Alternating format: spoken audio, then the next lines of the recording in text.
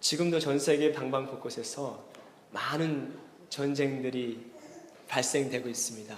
전쟁이 발생되면 가장 안타까운 일은 사람의 목숨이 죽는다는 사실입니다. 이 세상 그 어떤 것보다도 귀한 사람의 목숨이 죽는 것, 이것만큼 안타깝고 불행한 일이 어렵겠습니까? 근데 부득불 전쟁을 안 할 수는 없으나 만약에 하게 되면 일단 반드시 이해하는 것이 전쟁입니다. 특별히 눈에 보이는 전쟁뿐만 아니라 눈에 보이지 않는 영적 전쟁은요, 어떤 경우라도 반드시 이기고 승리해야 합니다. 왜냐하면 우리의 신앙과 믿음과 연관되어져 있기 때문에 그렇습니다. 오늘 이 시간에는요, 마귀가 하와를 유혹할 때 어떻게 유혹했는지, 그리고 하와를 유혹한 그 마귀가 우리를 유혹할 때 우리는 그 마귀에 맞서서 어떻게 대처해야 하는지, 어떻게 하면 마귀와 싸우면서 백정백승할 수 있는지 오늘 본 말씀을 통해서 살펴보고자 합니다. 마귀가요, 뱀의 몸을 이용해서 하와에게 접근합니다. 하와에게 이런 말을 합니다. 하와야, 동산 안에 있는 나무 열매를 먹으면 안 되니? 그랬더니 하와가 아니야. 먹을 수 있어. 얼마든지 먹을 수 있어. 단 선악과만 안 먹으면 돼. 선악과를 먹으면 하나님께서 죽을 것이다 라고 말씀하셨어. 그런데 하나님께서는 그렇게 말씀하지 않으셨죠. 결코 정령 죽으리라, 반드시 죽으리라고 말씀하셨습니다. 그런데 하와는 하나님의 말씀을 정확하게 자세히 알지 못했습니다. 뱀이 하와 대화하면서 하와의 약점을 발견했습니다. 무엇이냐 하면 하나님의 말씀에 대해서 정확하게 자세히 알지 못한다는 사실이었습니다. 성도 여러분, 이 뱀은요, 얼마나 영약한지 나의 약점을 발견한 후에 그 약점을 아주 집요하게 공격합니다. 그렇기 때문에 성도 여러분, 말씀을 아는 것도 중요하지만 더 중요한 것은 제대로 확실히 아는 게 더 중요합니다. 요즘 한국에서 가장 문제되는 이단이 신천지입니다. 신천지 다들 아시죠? 하도 말을 들어서 신천지 하면 딱 아실 거예요. 이 신천지 대부분의 모든 성도들은요, 새로운 신자가 아닙니다. 기존 교회 성도들입니다. 새로운 신자들은 성경에 대해서 별로 관심이 없잖아요. 예수 그리스도 믿지 않는 분들은 성경에 관심이 없잖아요. 그러니까 성경에 대해서 아무리 얘기를 해도 전도가 안 돼요. 근데 교회 침투해서 성도들에게 성경 말씀에 대해서 지금까지 몰랐던 새로운 말씀을 제가 알려드리겠습니다. 한번 와보십시오. 정말 신비롭고 아주 놀랍도록 해석하는 분이 계십니다. 그래서 사람들의 마음을 미혹합니다. 그렇기 때문에 성도 여러분, 성경 말씀을 아는 것도 중요하지만 제대로 아는 게 훨씬 더 중요합니다. 하와가 말을 끝내자마자 뱀이 바로 이어서 얘기합니다. 결코 죽지 않아. 하와야, 너 그거 잘못 알고 있는 거야. 하나님이 죽는다고 했는데 결코 죽지 않아. 정말 안 죽어. 내가 장담할게. 그러면서 뱀이 하와에게 접근하면서 아주 달콤하게 속삭입니다. 하와야, 너만 알고 있어. 내가 너한테만 알려주겠는데 이 선악과의 비밀이 있어. 그러면서 하와에게 뭐라고 얘기하냐면, 사실 이 선악과는 말이야, 따먹으면 하나님과 같이 되는 능력이 있어. 그런데 하나님께서 너와 아담이 하나님같이 되는 것을 원하지 않기 때문에 일부러 못 따먹게 하는 거야.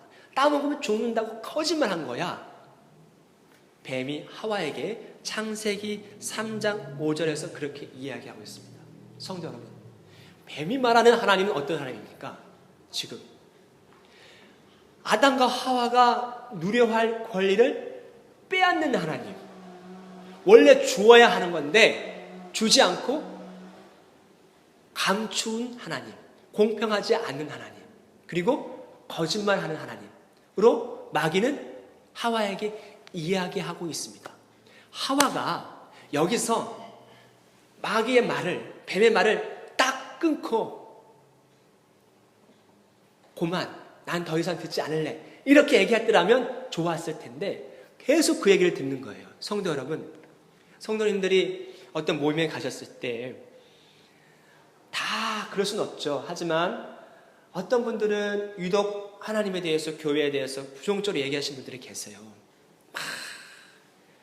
막 이렇게 아주 그냥 심할 정도로. 그렇게 되면 성도님들이 정중하게 인사하시고 중간에 말을 한번 딱 끊으세요.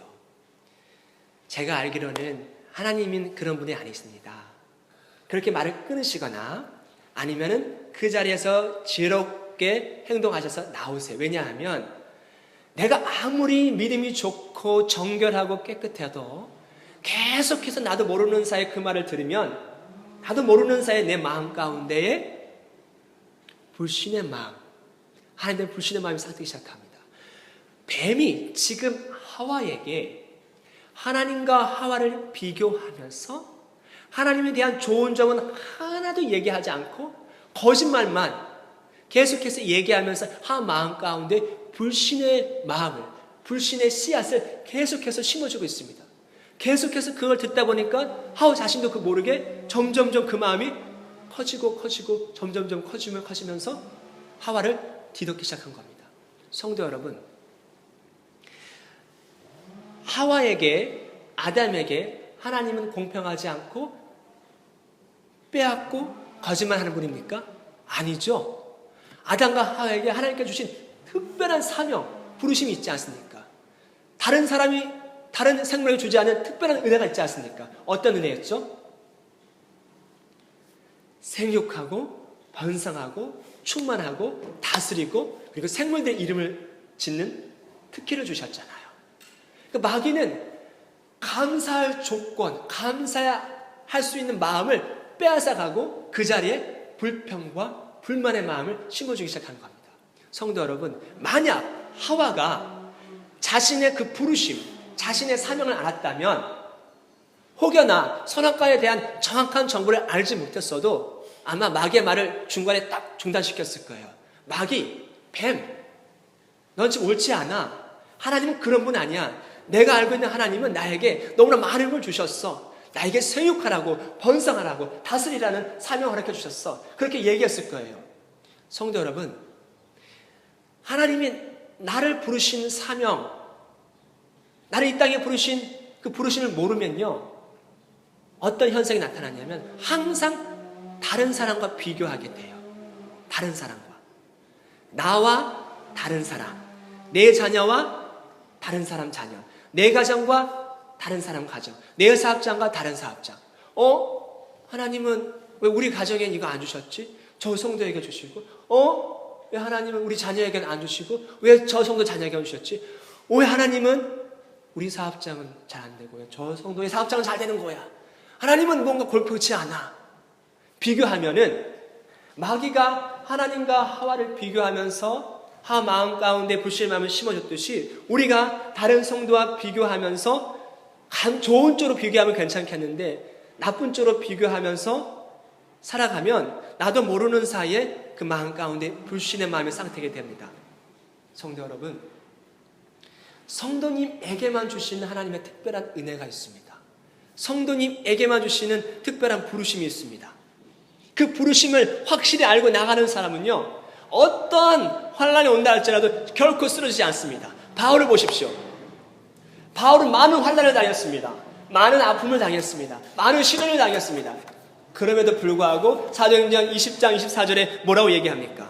내가 달려갈 길과 주 예수께 받은 사명, 자신이 달려갈 길을 알았어요. 또 자신이 받은 사명을 알았어요. 그렇기 때문에 많은 사람들이 손가락질 할 때도, 욕할 때도, 채찍이 맞을 때에도 넘어지지 않고 쓰러지지 않고 오직 꿋꿋이 하나님을 바라보고 나갈 수 있었던 것입니다. 성도 여러분, 마귀가 계속해서 성도님 마음 가운데에 불신의 마음을 심어줬을 때에 성도님이 이 땅에 부르신 그 부르심, 사명을 확실히 붙잡으십시오. 특별히 기도하실 때요, 하나님 나 이거 주세요, 이거 주세요 라고만 기도하지 마시고, 하나님 우리 자녀에게 원하시는 사명이 무엇입니까? 하나님 나에게 원하시는 게 무엇입니까? 우리 남편에게, 우리 사업장에 원하시는 사명이 무엇입니까? 한번 기도해 보십시오. 그걸 알고 나가면요, 그걸 알고 나가면 흔들리지 않습니다. 하와는요, 마귀가 하나님과 하와를 비교하면서 막 불신의 마음을 심어줬을 때 하나님이 주신 그 좋은 것들, 하와 아담에게만 주신 특별한 은사, 사명, 부르심에 대해서 가마득히 잊어버리고 감사할 조건에 대해서 가마득히 잊어버리고 그냥 하나님에 대해서 내 것을 빼앗아 가셨네? 공평하지 않네? 하나님 뭐 저래? 그런 마음만 자리 잡고 있었어요. 성도 여러분, 그렇기 때문에 마귀가 성도의 마음 가운데 뭔가 불평의 마음을 준다, 불신의 마음을 준다 그러면 과거에 지켜주셨던 은혜 생각하면서 감사하시고, 그리고 성도님에게만 주신 특별한 은혜, 성도님에게만 맡겨주신 특별한 사명을 바라보시고, 하나님은 나를 사랑하시는 분이야, 공평하지 않는 분이 아니셔, 내 걸 빼앗는 분이 아니셔.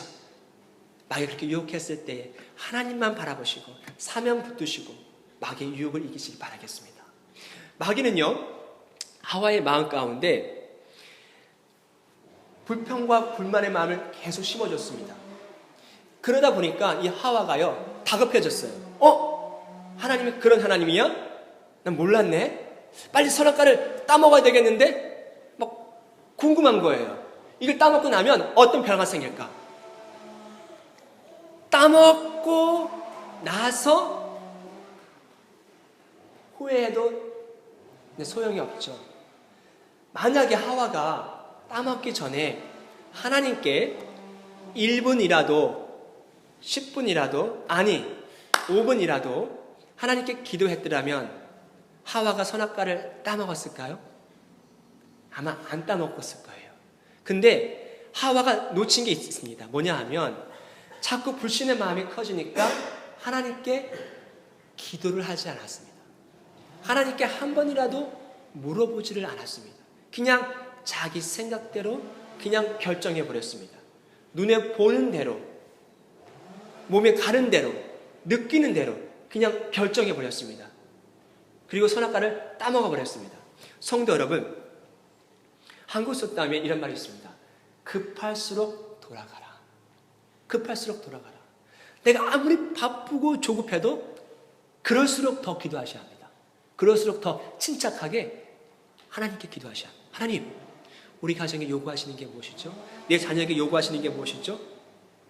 이 기도는요, 영적인 호흡이고 마귀와 영적인 전쟁에서 이길 수 있는 원동력이기 때문에 우리가 어떤 경우에서 반드시 해야 합니다. 그런데 마귀가요, 이 기도를 하면 성도들이 엄청난 힘과 능력이 생겨서 마귀와 싸우면서 이기는 권능을 발휘하거든요. 마귀가 기도하는 걸 원하지 않아요. 그래서 기도를 방해합니다. 어떻게 방해하냐면 기도할 때 중언부언하게 만듭니다. 성도 여러분, 혹시 중언부언 해보셨습니까? 저는 중언부언을 해봤습니다. 깜짝 놀랐습니다. 이게 중언부언이구나. 중언부언이라는 게 아무런 의미 없이 그냥 입술로만 중얼중얼 하는 거거든요. 제가 새벽 기도 설교를 끝나고 기도를 하고 있는데 지금도 생각해 보면 분명히 제가 앉아서 기도를 했거든요. 입술이 계속 움직였어요. 시간도 꽤 많이 흘렸어요. 그래서 이제 집에 돌아가려고 딱 일어나는 순간, 그런데 내가 뭔 기도를 했지? 기억이 안 나는 거예요. 내가 정말 뭔 기도를 했지? 많은 시간 동안 그 자리에 앉아 있었는데 뭔 기도를 했는지 기억이 안 나요. 입술만 계속 움직이고 생각은 딴 데가 있었어요. 내 생각과 내 마음을 빼앗긴 거예요. 깜짝 놀랐습니다. 이게 중언부언이구나. 이거 중언부언 5시간 기도해도 10시간 기도해도 그런 의미가 없습니다. 왜? 목적과 뜻이 없기 때문에, 집중하여 기도하지 않았기 때문에. 그래서 성경이 이렇게 기록하고 있습니다. 베드로전서 4장 7절에 만물의 마지막에 갖고 왔으니 그러면 너희는 정신을 차리고 근신하여 기도하라. 기도하실 때 분명히 정신을 차리고 기도하셔야 합니다. 근데 마귀는 정신을 못 차리고 기도하도록 중언부언하도록 만듭니다. 이것도 마귀는 기도 못하게 어떻게 방해하죠? 핑계거리를 주죠. 오늘은 바쁘니까 다음에, 오늘은 피곤하니까 다음에, 오늘 지치니까 다음에, 자꾸 핑계거리를 줍니다. 성도님들 혹시 그런 핑계거리 안 느껴보셨습니까? 마귀가 자꾸 우리 하여금 기도를 못하게 만듭니다. 그리고 세 번째, 어떻게 방해하냐? 많겠지만 몇 가지 말씀드리는 겁니다. 두려움을 줍니다. 두려움. 제가 그때 제 기억으로는 중학생인지 고등학생인지 잘 모르겠어요. 중학생 같기도 하고 고등학생 같기도 하고 1층 집에서 살다가 2층으로 이사를 갔습니다. 2층으로. 1층에 살 때는 방 2개만 사용하다가 2층으로 이사 갔을 때는 방 3개를 사용했습니다. 얼마나 좋겠습니까? 막 너무 좋아가지고 야, 저 식구가 딱 3명인데 방이 3개예요. 그러면 이제 여유가 많잖아요. 야, 이 큰 방은 뭘로 활용할까? 막 너무 들떴어요. 막 들떠가지고 막 이렇게 나름대로 꾸민다고 막 꾸몄는데 제가 이제 작정 기도를 했어요. 하나님, 제가 이제 40일 동안 작정 기도를 집에서 하겠습니다. 이 방에서 하겠습니다. 선포하고 기도하기 시작했어요. 그런데 이상한 거예요. 기도를 하는데 기도가 잘 안 돼요. 자꾸 그런 느낌 있죠. 헛도는 느낌. 기도를 하면 기도가 이렇게 막 빗나가는 듯한 느낌, 방해를 받는 것 같은 느낌을 받아요. 이상하다, 왜 그럴까? 나는 평상시대로 집중해서 정신을 차리고 기도하고 있는데 아무리 기도하려고 해도 기도가 잘 안 돼요. 심지어는 어느 날은 제가 이렇게 기도하고 있는데 아주 끝이 뾰족한 날카로운 창으로 제 옆구리를 누가 찔리는 것 같아요. 느낌이 아니라 진짜 찔러서 아플 정도로 누가 찔렀어요. 그 순간 제가 등에서 식은땀이 쫙 흘렀습니다. 누가 내 옆에서 분명히 내 오른쪽 어깨를 옆구리를 찔렀는데 이걸 봐야 하나 보지 말아야 하나. 그때 저를 가리키던 지도하던 목사님께서 뭐라고 말씀하셨냐면 기도하다가 눈 뜨면 지는 거다. 무서워도 눈 뜨면 안 된다. 계속 기도해야 한다. 예수 이름을 선포하며 기도해야 한다. 그래서 자존심이 있잖아요, 남자가. 보고는 싶은데 겁나는 거예요. 또 보면 또 이렇게 뭐 이렇게 할까봐. 그래서 보고는 싶은데 또 보지는 못하겠고. 그래서 그냥 일단 눈 감고 막 기도했어요. 근데 얼마나 무서운지 몰라요. 막 식은땀이 막 쫙 흐르는 거예요. 누가 앞에서 막 찌르는데. 그날은 그렇게 넘어갔어요. 그리고 또 얼마 있다가 또 기도하는데 이상하게 그 집에 올라가서 그 방에 들어가서 기도할 때마다 기도가 안 되는 거예요. 또 한 번은 밤에 막 기도하는데 제가 8시부터 9시까지 시간을 정해서 기도했거든요. 근데 창문이 샤시 창문이었거든요. 알루미늄 샤시. 근데 이 알루미늄 샤시가 약간 좀 이렇게 좀 오래된 거는 문 열 때 삑 소리가 나요. 근데 누군가가 창문을 여는 듯한 삑 소리가 들려요. 소름 끼치는 소리 있죠. 눈을 떠야 되나 말아야 되나. 또 소름이 막 끼치는 거예요. 내가 이 방에서 기도하지 말고 저 방 가서 기도할까? 내가 꼭 이 시간에 기도해야 되나? 다음에 기도할까? 별의별 생각이 다 드는 거예요. 그래도 안 되지. 눈 뜨면 안 되지. 내가 여기서 포기하면 내가 지는 거지. 또 기도했어요. 8시부터 9시까지 1시간 딱 채웠어요. 그리고 또 얼마 있다가 또 기도하는데 1층에서는 안 그랬어요. 2층에서 기도할 때만 자꾸 그래요. 새로 이사 와서 기도할 때만. 이번에는 문이 열리는 거예요. 이거 무슨 공포의 집도 아니고 창문이 열렸다 닫혔다, 누가 찌르고 문이 열렸다 닫혔다. 너무 무서운 거예요. 그런데 제가 이 집이 왜 이럴까 생각해 봤어요. 근데 나중에 알고 보니까 제가 1층에 살 때 2층에 외국인이 살았었거든요. 한국인 부인과 외국인 남편과. 알고 보니까 그 사람이 이슬람 성직자예요. 이슬람 성직자니까 얼마나 그 집에서 기도했겠어요. 그러니까 기도가 안 되는 거예요. 그게 있는 것 같아요. 기도가 잘 되는 장소가 있고 기도가 안 되는 장소가 있는 것 같아요. 왜냐하면 기도의 그 능력을 심은 장소는 기도가 잘 되지만 그렇게 또 이렇게 그런 곳은 또 기도가 막 영적인 방향을 가는 것 같아요. 제가 그때 나중에 알았지만 그때 정말 소름 끼치도록 두려웠습니다. 성도 여러분, 마귀는 우리에게 기도 못하도록 이렇게 두려움을 줍니다. 왜냐하면 기도가 능력이 있기 때문에 그렇습니다. 성도 여러분, 우리는 어떤 경우를 해도 기도하는 것을 절대로 잊어버려서는 안 됩니다. 스펄천이요 이런 얘기를 했습니다. 냉랭한 기도, 이런 냉랭한 기도는 차라리 안 하는 만 못하다. 냉랭한 기도를 하게 되면 어떤 현상이 나타나냐면 정신을 차리고 집중하여 간구하는 기도가 아니라 그냥 냉랭하게 들어주면 고맙고 안 들어주면 할 수 없는 그런 기도 있죠. 그런 기도를 하게 되면, 그런 기도는 어떤 기도냐면 화살촉이 달려있지 않는 화살과 같다. 칼날이 붙어있지 않는 칼과 같다. 날개 없는 새와 같다. 그것은 관역을 뚫을 수도 없고 조금도 뵐 수도 없으며 하늘을 절대 닿을 수도 없다. 이런 사람은 무엇이든지 주께 얻기를 생각하지 말라. 성도 여러분, 기도를 하면 무엇이든지 나에게 얻을 수 있습니다. 하나님께 D.L. 무디 선생님이 그런 예화를 했는데요. 천국에 가면 사람들이 가장 후회하는 게 있대요. 뭐냐 하면 천국 창고에 가면 내가 그동안 이 땅에서 살아갔을 때 바라고 원하던 것들이 그 창고에 가득 쌓여있대요. 근데 녹이 슬어서 쌓여있대요. 근데 왜 그것이 녹이 슬어서 쌓였냐면 내가 기도하지 않고 간구하지 않았기 때문에. 그래서 천국 가면 가장 많이 후회한다고 그러더라고요. 내가 그때 기도할 걸, 내가 그때 부르짖을 걸. 성도 여러분, 다시 한번 말씀드립니다. 기도하십시오. 마귀는 우리에게 기도하지 못하게 합니다. 바쁘다는 핑계로, 힘들다는 핑계로, 지쳤다는 핑계로. 그래도 성도 여러분, 기도하셔야 합니다. 반드시 기도하셔야 합니다. 기도는 내 삶을 열어가는, 내 삶을 능력 있게 만드는 힘이고 원동력이기 때문에 그렇습니다.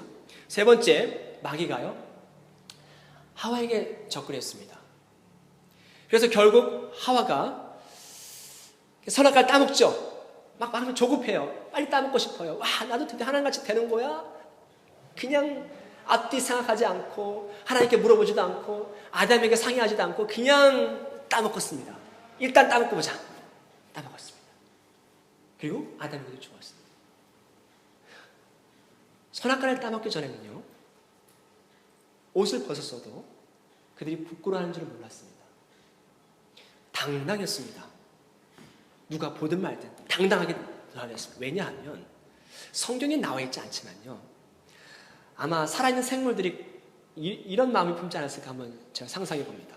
야, 하나님께서 가장 심혈을 기울여서 가장 정성을 다해서 만든 작품이 있대. 그게 뭔데? 바로 저 사람이야. 정말? 야, 어쩐더라. 좀 너무 멋있더라.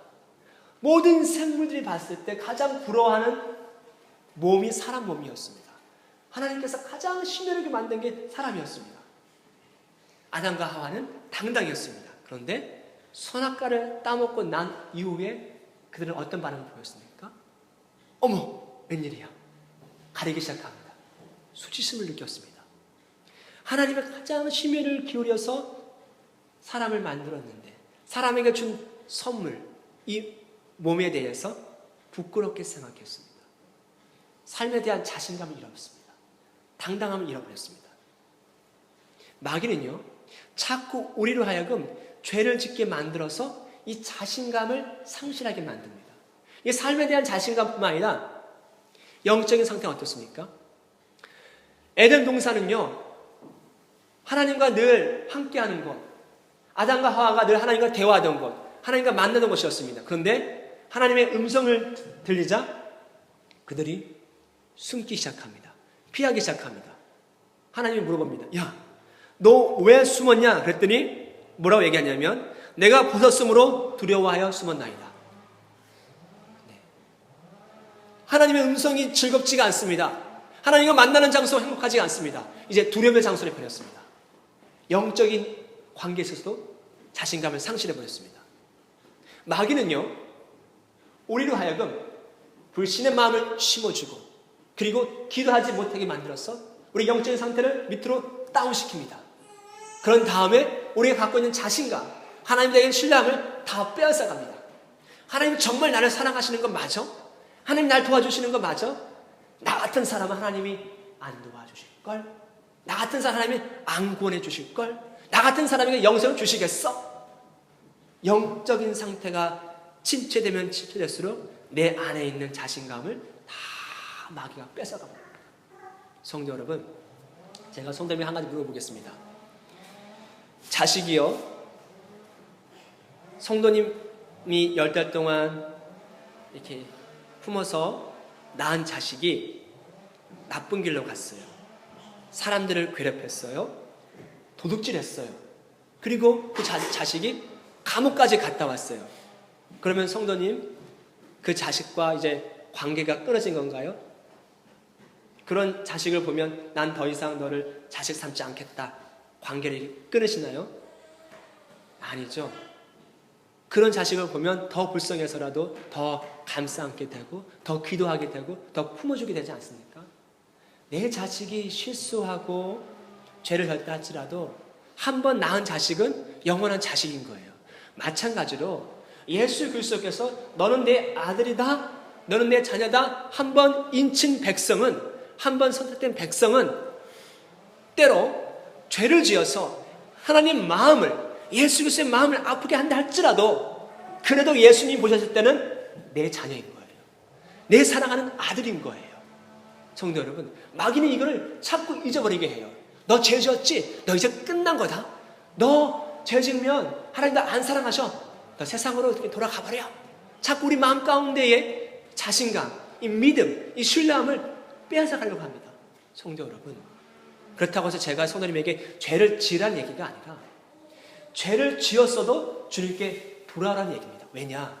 그래도 예수님 성도님을 사랑하시기 때문에 그렇습니다. 예수 그리스도는 성도님을 얼마나 사랑하시는지 십자가에서 죽으셨습니다. 십자가에 죽으신 그 피 흘림의 사랑은 세상의 그 어떤 것으로도 끊을 수가 없습니다. 성도 여러분, 마귀는 우리에게 접근해서 자꾸 우리 안에 있는 예수 그리스도의 사랑을 뺏어가려고 합니다. 아담과 하와가 하나님께, 하나님 저 잘못했습니다, 한마디라도 회개했더라면 하나님께서 에덴에서 쫓겨내지 않았을 텐데 결국 회개하지 않았어요. 그 에덴 동산 쫓겨났죠. 근데 성도 여러분, 에덴 동산에서 쫓겨나서 바로 그들이 굶어 죽었습니까? 굶어 죽었나요? 새로운 삶을 살게 됐죠.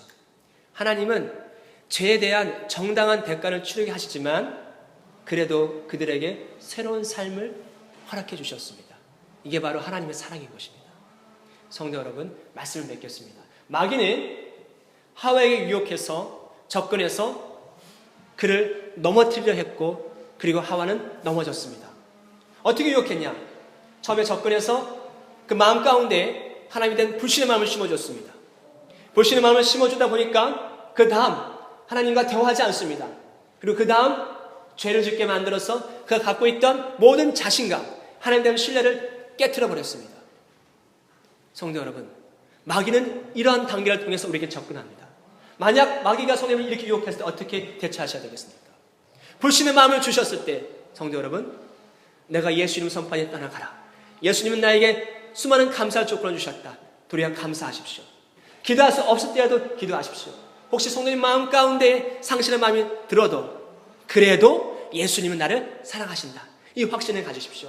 시편 2편 7절, 너는 내 아들이다. 이 말씀을 늘 언제나 붙잡으시기 바라겠습니다. 예수 그리스도는 성도님과 늘 언제나 함께 하십니다.